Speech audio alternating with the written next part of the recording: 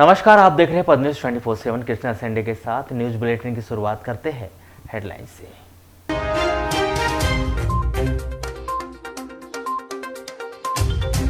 Double money मामले में प्रशासन की सरकारी कर्मचारियों को सलाह, शिकायत करने पर नहीं होगी किसी पर भी कार्रवाई।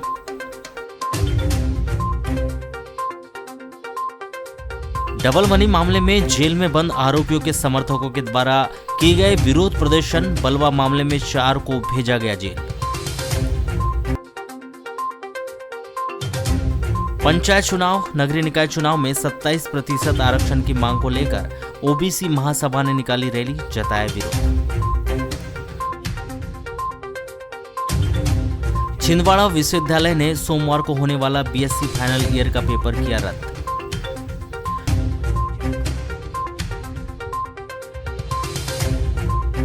सिंचाई विभाग की लापरवाही की वजह से व्यर्थ बह रहा रोजाना लाखों लीटर पानी।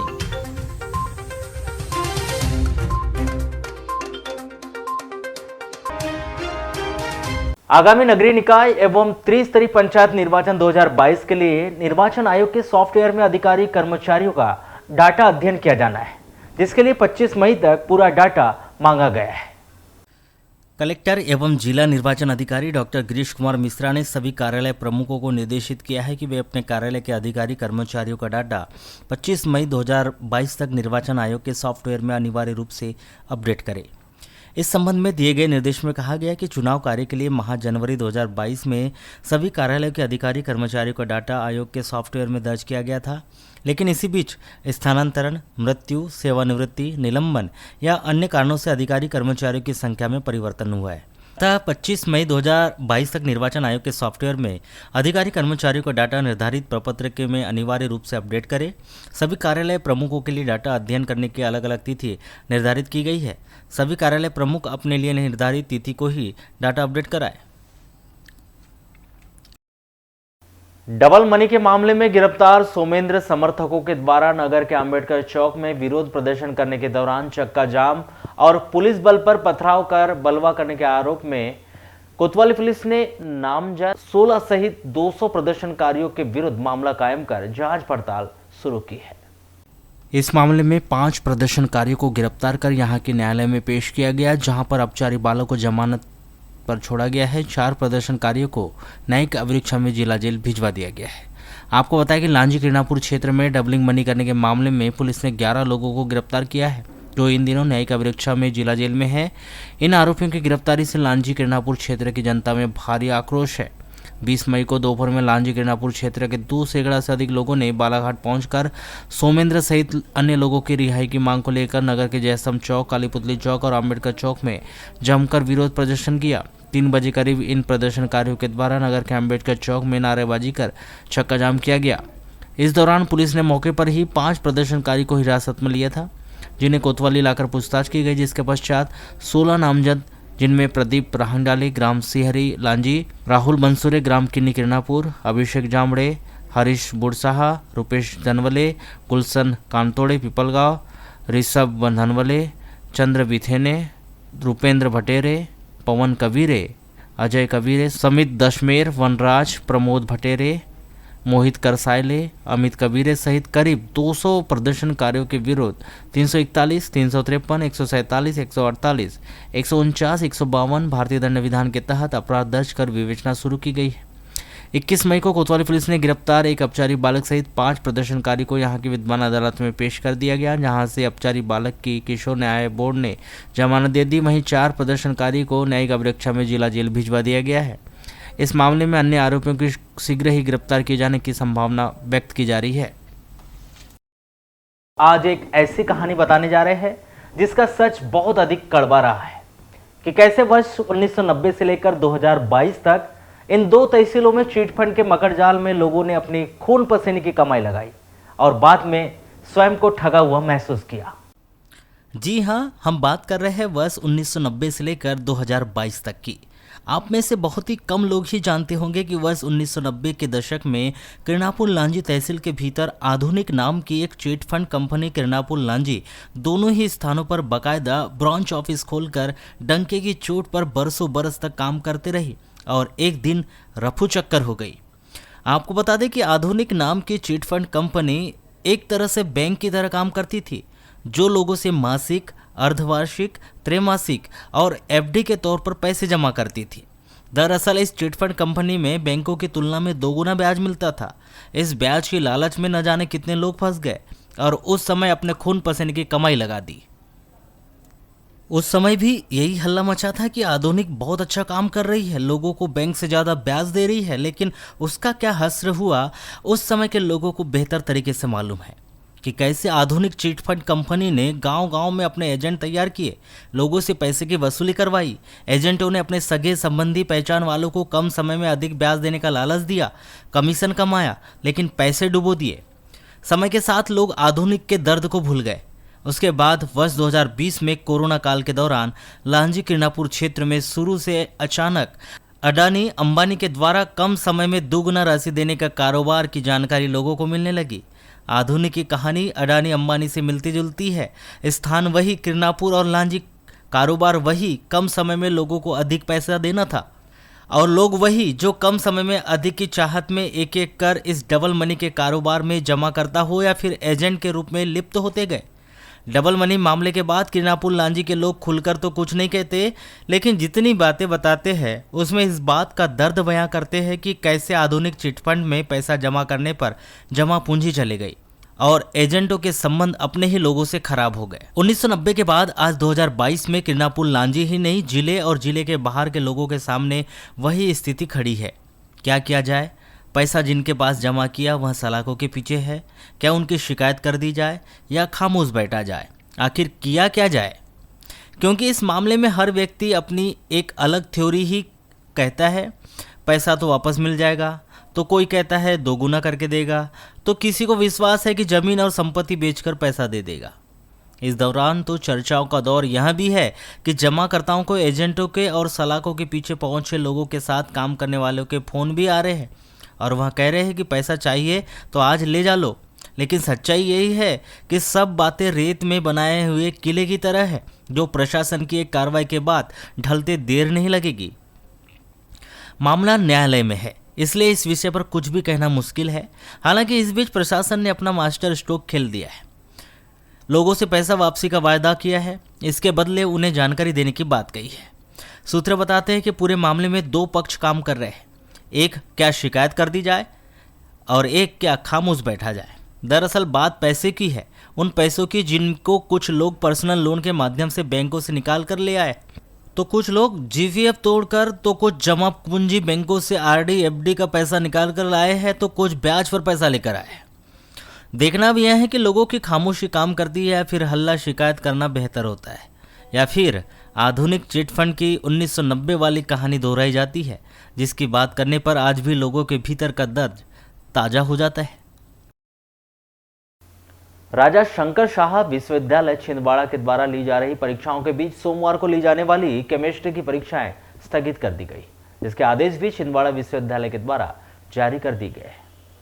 पूर्व में जारी किए गए टाइम टेबल में आंशिक संशोधन कर 24 मई को विभिन्न कॉलेजों में आयोजित होने वाली बीएससी फाइनल ईयर्स केमिस्ट्री की परीक्षा को स्थगित कर इस परीक्षा को अब 27 मई को आयोजित किए जाने की बात कही गई है। परीक्षा को स्थगित करने को लेकर छिंदवाड़ा विश्वविद्यालय से जारी किए गए आदेश और उनकी तमाम जानकारी पीजी कॉलेज के प्राचार्य गोविंद सिरसाटे ने मोबाइल पर दी। चर्चा के दौरान उन्होंने वक्त जानकारी देते हुए बताया कि सोमवार को ली जाने वाली बीएससी फाइनल ईयर केमिस्ट्री की परीक्षा को अज्ञात कारणों से स्थगित कर दिया गया है। जो स्थगित किया गया पेपर है वह शुक्रवार को हल कराया जाएगा। नगर में बाईपास मार्ग नहीं होने से जनता को हो रही यातायात की समस्या के समाधान के लिए डेंजर रोड को विकल्प के रूप में चुना गया। वन विभाग से बाईपास निर्माण की अनुमति मिलने के बाद डेंजर रोड के चौड़ीकरण का कार्य किया जा रहा है। अप्रैल माह तक कार्य पूर्ण किए जाने की बात कही गई थी, लेकिन मई माह भी आधा समाप्त हो गया। इसके बावजूद भी बाईपास मार्ग बहुत सा निर्माण कार्य अभी बाकी है, जिसके चलते बाईपास मार्ग निर्माण पूर्ण होने के लिए लोगों को अभी काफी समय इंतजार करना पड़ेगा। आपको बताएं कि शहर से हटकर बाईपास निर्माण वैंगंगा नदी के पुल के समीप से होकर डेंजर रोड होते हुए किया जा रहा है। यहां के जागपुर घाट तक डेंजर रोड का निर्माण 4 करोड़ से अधिक की लागत से किया जा रहा है। जिस तरह से यह बहुत सा कार्य अभी भी अधूरा पड़ा हुआ है, इसे देखते हुए ऐसा लगता है कि आगामी 4 माह में भी यह कार्य पूरा नहीं हो पाएगा। इसका कारण यह भी है कि इस मार्ग में तीनों में से एक पुल का निर्माण कार्य अभी भी अधूरा पड़ा है। वहीं दोनों तरफ के कार्यों के लिए मटेरियल डाला जा रहा है। कार्य में लगी मशीनें भी कई मर्तबा बिगड़ती रहती है, जिसके कारण कार्य की गति प्रभावित हो रही है। लोक निर्माण विभाग के कार्यपालन यंत्री राजीव श्रीवास्तव ने बताया कि डेंजर रोड बाईपास निर्माण का कार्य तेजी से कराया जा रहा है। जल्दी से जल्दी यह निर्माण कार्य पूर्ण हो जाए, यही प्रयास किया जा रहा है। हमें लगता है कि 15 जून के पहले डामरीकरण कार्य यहाँ करा देंगे। बारिश के पहले बाईपास मार्ग में सड़क निर्माण कार्य पूर्ण कराने का निर्धारित किया गया है। सुप्रीम कोर्ट के फैसले के बाद त्रिस्तरीय पंचायत चुनाव और नगरीय निकाय चुनाव में ओबीसी आरक्षण का रास्ता साफ हो चुका है।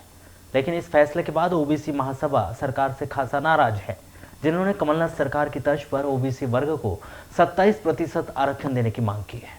अपनी इसी मांग को लेकर शनिवार को ओबीसी महासभा के द्वारा नगर के अंबेडकर चौक में धरना प्रदर्शन कर प्रदेश सरकार और पिछड़ा वर्ग आयोग अध्यक्ष गौरीशंकर बिसेन के खिलाफ जमकर नारेबाजी की गई। प्रदेश सरकार को SC ST ओबीसी वर्ग के आरक्षण विरोधी सरकार बताते हुए जमकर नारेबाजी की गई। वहीं विरोध स्वरूप ओबीसी महासभा के द्वारा प्रदेश सरकार की अर्थी यात्रा भी निकाली गई। अर्थी स्वरूप पुतले को लेकर कातली पुतली चौक की ओर रवाना हुए। वैसे ही पुलिस ने उन्हें रोक लिया और उस पुतले को छीनने की कोशिश करने लगे। जहां धरना स्थल से कुछ ही दूरी पर पुलिस और प्रदर्शनकारियों के बीच पुतला अर्थी छीनने को लेकर हल्की धक्का मुक्की भी देखने को मिली। जहां अर्थी पुतला छीनने जाने पर युवा पुतला दहन करने में कामयाब नहीं हो सके, जिसके बाद युवाओं ने विरोध स्वरूप एक पैदल रैली निकाली। जहां रैली में शामिल युवाओं ने हाथों में तख्ती लेकर ओबीसी वर्ग को 27% आरक्षण दिए जाने की मांग की। तो वहीं रैली में शामिल युवाओं ने आयोग अध्यक्ष और प्रदेश सरकार के खिलाफ जमकर नारेबाजी की।